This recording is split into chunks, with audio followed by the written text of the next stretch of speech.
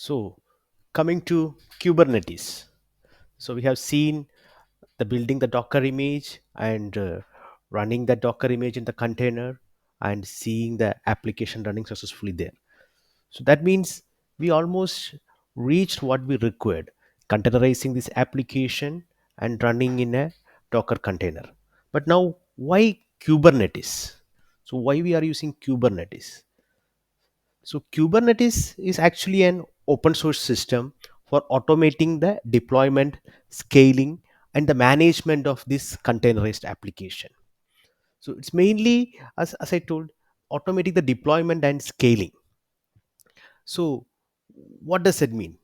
Maybe I will show an example here. So now we have seen already we are running this image in one container. Now assume this application queues heavy load or heavy load it aspects. So in that case, we have to create multiple instances of this application to handle that much load. So what we need? We need a load balancer and all. So to load balancer, this application should run in multiple instances. So now if you see, we are running this in one container. So that means we have to have multiple container here. So I can open one more terminal here and then run the same command again here. But this time I just need to change the port of the local host because 8080 is the localhost 8080 listening to that application. So now it changed to 8081. So now if I run this, yeah, another instance is created. So now if I go to the Docker, I can see two containers. Look, one is on 8080, which is pointing to the that container is 8080 port. Another localhost 8081 is pointing to. So this means we have two container, the two applications are running. And this we can see here also localhost 8080. And if I call localhost 8081, this also will give it. So same way we can, if this application have heavy load means lot of requests are coming, and to handle that we can create multiple instances like this. So this is an example of scaling the application. So here if you see in this Docker we are doing this manually. So coming to Kubernetes provide the orchestration of this thing, because when we create a Kubernetes cluster we can specify how many instances it requires and all that. So here each of this container, when you come to Kubernetes, it is called as a pod. So pod means multiple container where an application is running. And this instance, so assume here this is my local machine where this container is running. So this will be called as a node in the Kubernetes. So node is nothing but a machine. So in that machine we can have multiple pod is nothing the multiple container running the application. And I can have multiple nodes which will be clustered together called Kubernetes cluster. So it is a Kubernetes cluster. So one Kubernetes cluster will have multiple nodes. One node will have multiple pods. In this way, we can achieve the scaling of the application. So this is the main purpose we are using Kubernetes, because orchestration everything is done by Kubernetes. A manual intervention is not required as if you do in the Docker. And again, I'm saying this Kubernetes built on top of the Docker. Finally it is a Docker image which is getting used everywhere, but Kubernetes provide the orchestration in terms of this deployment, scaling, and the management. Now we will try to create a Kubernetes cluster in AWS. So first we will open the AWS console. So this is my AWS console. So here you can see the Elastic Kubernetes service. So this is the Kubernetes service provided by the uh, AWS. So before creating the Kubernetes cluster, we need to do some prerequisite. So first one is we need to create a security group, and then we have to create some user roles as well. So first we can create a security group. So to create a security group, we have to go to the EC2, then click the security group. So here you can add create security group. So I give a name like this. I now adding a rule. So we want the port 8080, 80 and 22 to be added in the inbound rule. So 8080 is in the HTTP type, So source anywhere, so any address, add the rule, then the custom IP where I can give 8080, that also anywhere, and finally the SSH,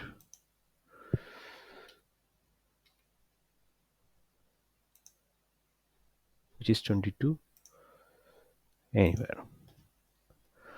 Three rules we have added, and now outbound rule all traffic. So that's all. Then we can click the create security group. A description, we can give the same security group name only as the description here. Okay, so security group is created, so you can see us here the name Springboot Web K8 security group. So after creating the security group, then we have to create two roles. So for that we have to go to the security credential, and here you can see the roles. So click the create role button, leave the service trusted entity type as AWS service only, and here we have to select the EKS, and there you can see EKS cluster, and then give next. So it will have a default policy called Amazon EKS cluster policy. So let it be there, we don't want to add any other policy, just this policy is enough. So we can click next button, and a role name. So again I will give Springboot Kubernetes. This is EKS role, EKS cluster role.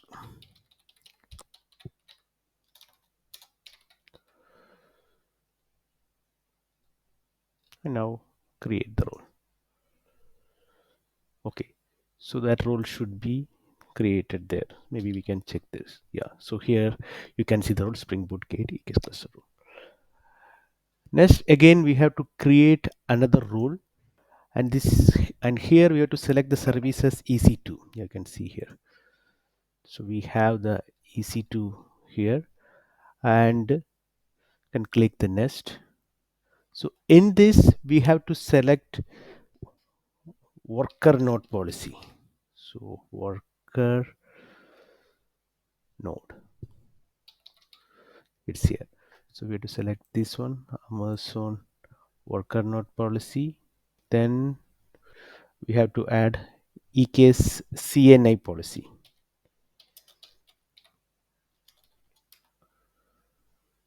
It's here, EKS CNI policy. In the EKS cluster, we obviously select EC2 instances. So for the EC2 instances, to connect to the worker node, so we need this policy, and for modifying the IP address we need this policy. So we'll give next a meaningful name, again Springboot K8s. So this we can give EKS node role. Okay, and we'll click create. Okay, so now if we search here with the Springboot, so we can find the two rules which we created. One is for the cluster, another is for the node. So if we cross check again, so the cluster node has this policy attached, and the node role has EKCNA policy and worker node policy attached. That's fine. So we are done with the policy and the security group. Now we will go to the EKS cluster. Click the button create cluster. Unique name for the cluster. So as I told earlier also, the Kubernetes will have a cluster. Under cluster we will have node. Under the node we will have the ports. So now we are going to create the cluster. So I will give Springboot K8s cluster. So I will leave the version as 1.29, which is the latest version as of now. And yeah, so here only we need the role. So we have to select the role. This is the role which we created just earlier. So we select that Springboot Kubernetes, Kubernetes EKS cluster role. So we can remaining keep all this as it is. Then we can click next button. Now we can keep the VPC, the subnet, everything as default only. We don't need to change. Now here we have to select the security group. So security group, again we have created earlier, which is a Spring Boot Web K8 security group. So we will add that security group, and cluster IP will keep IPv4 only, and here endpoint access we change to public.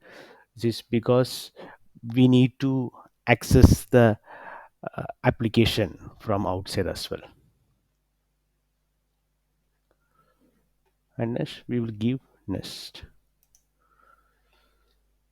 So remaining everything we keep as it is. We do not make any change here. This also click next button. So here until we don't make any change. Yes. So we just, it will show the preview what all there. So our cluster name Spring Boot K8s cluster 0.29, all the things. Now we will click the create button. So this process will take like 5 to 10 minutes to finish. So we will wait till that time. Yeah, finally the Kubernetes cluster is created and it has become active. It took around 8 to 10 minutes. Now the cluster is ready. Now we have to create the nodes under this cluster. So for that you have to go to this compute session. Here we can see the node groups, and we have to click the add node group button here. We will give an unique name for the node groups. Spring Boot K8s node or nodes. And the role which we selected earlier. The policy which we created, it's saying it is missing one policy here, which is Amazon EC2 container read only. So maybe we can go there and add that as well.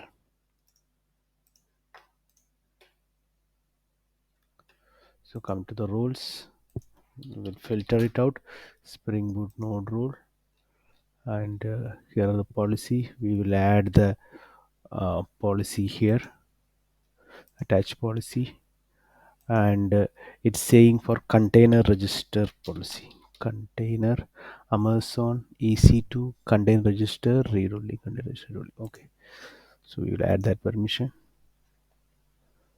Fine. So we will come back here and reload once again. Okay, so now it's enabled. So we will select that. Remaining things we will keep as it is. We'll click the next button. Now coming to the machine image, which has to be used there. So we'll go with the Amazon Linux only. We'll keep it like that. Capacity type we'll give on demand only. So these are our basically the EC2 instance type, EC2 instance capacity type on demand, and the EC2 instance type. So here it has selected a T3 medium, which has 2 CPU and 4 GB. So for our testing purpose, we will go with the T2.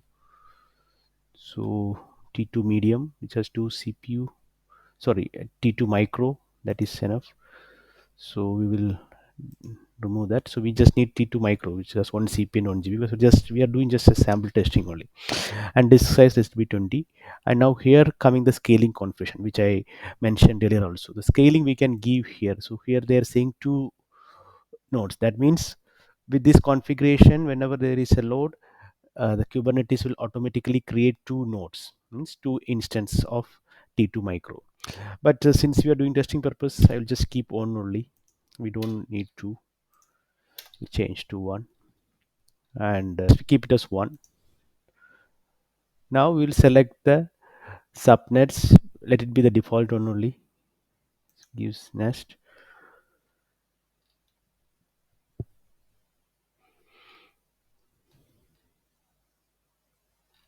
So it has shown the overview of it, and now we'll click the create button. Okay, and this will also gonna take around 5 to 10 minutes, so we will check after 10 minutes. Okay, the nodes are also finally created and its status become active. So with that, whatever we recorded in the Amazon Web Service site for the Kubernetes cluster, it is done. The cluster is created and the nodes are also created under it. Now we have to go back to our application side, and we will see how we can deploy our application to this Kubernetes cluster we just now created in the AWS. So going back there, okay, so I will open a new terminal here. Now we need to connect to that Kubernetes uh, services from our client side. So first, for that we need to configure, we have to run a command called AWS configure. So it will ask for the access key ID and the access secret key, and I have already given that, so I don't want to re-enter this. Now we have to connect with the Kubernetes service.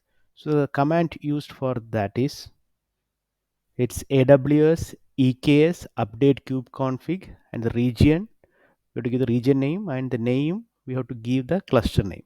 So region, our AWS service I am hosting on this AP South one, and the cluster name which we just created is Springboot K8s hyphen cluster.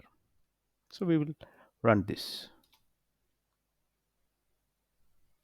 So added the configuration for this cluster into our kubeconfig file.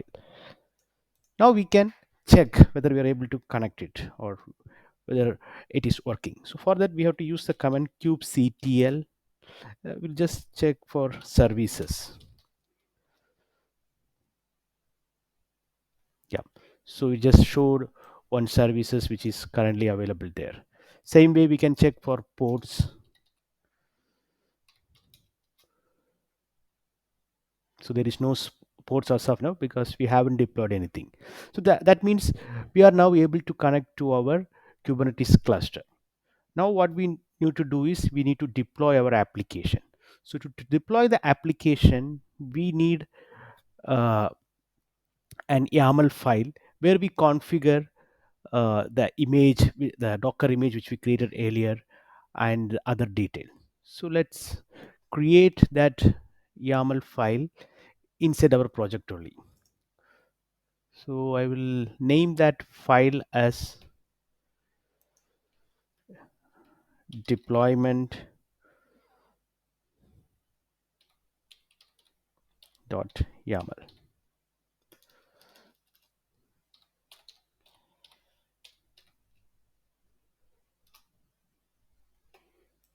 Okay, so I have added the content in the deployment.yaml. So here, if you see here, this is the name of the deployment, which I given a Spring Boot web app deployment, and replica I have given us one, which means I need only one port. So if you want multiple port inside one node, I can give us two, three, like that. If you give two, it will create two ports in each node. As we see, we already create one node there, and instead of that node, if you want to have multiple ports, we have to increase the number here accordingly. The container name I have given a Spring Boot web app container, and here comes the image. This is the place where we already pushed our Docker image, as you have already seen in the repository we have pushed here. So this image name we have to give here. So what happened, Kubernetes will automatically download this image and deploy it in the appropriate container, and the container port I have kept as 8080. So this is the deployment YAML. Now we will try to deploy this YAML and see if the application is getting deployed properly. The command kubectl apply -f deployment dot YAML. There's a typo here. Deployment apply space. Okay, so the deployment created. Let's check whether it was successful or not. So kubectl get ports. Okay, so now we can see the ports are deployed and it is in the running state. Let's check the logs to see if the Spring Boot application is successfully deployed and started there. So we'll type kubectl logs and the port name. So this is the port name. Paste. Okay, so now we can see the logs. The Tomcat, the application has been deployed successfully, and the Tomcat has been started in the port 8080, and it's running. So perfect. So our deployment is successful. Now we have to create a service in this Kubernetes, which will actually create a load balancer. So through which we can connect to our application running in this pod.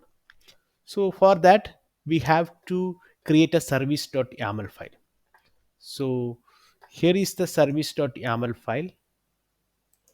So and it contains the name for that service and the port in which it is listening, which is 80, and the target port is 8080, which is our container port, and the type is load balancer. So we are going to, with this service, we are going to create a load balancer, and it will target the app Spring Boot web app, which we already specified in the deployment section, Spring Boot web app. So this service will create a load balancer which will listen to the port 80 and routes the request received in the load balancer to the target port 8080 in that container where the application is running. Okay, so let's apply this service also.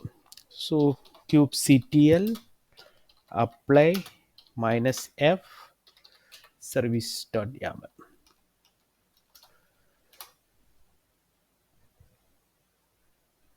Okay, service got created. Let's check the service status. Okay, the service has created and it has created an URL for the load balancer. So now let's go to the Amazon console and check if this load balancer is actually created there or not.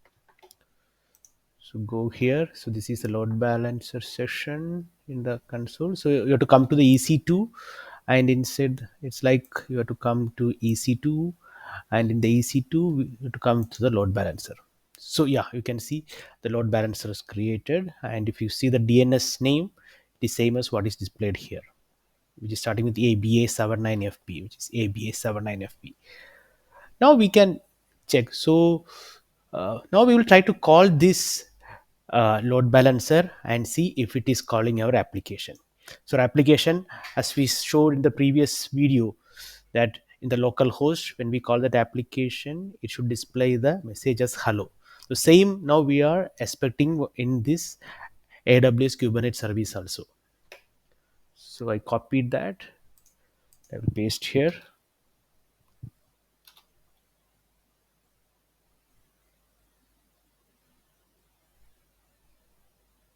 Okay, fine. So that means our application is accessible by load balancer. This error, as we explained earlier in the localhost section itself, this is because we don't have a request handler for the root URL. So we only have for hello. So we will give hello. So now we expect that hello should be printed here. Perfect. Looks so the hello has come here, and now our application is successfully deployed in the Kubernetes service and is accessed over internet using this URL. So this URL, if you call this URL from anywhere in the world, now you can see this hello string message. So that's pretty much. So finally, we are we succeeded in deploying our Spring Boot application in the Kubernetes cluster, and we are able to access that via internet. I will uh, upload this project in a Git repo, and I will share the URL in the comment section of this video.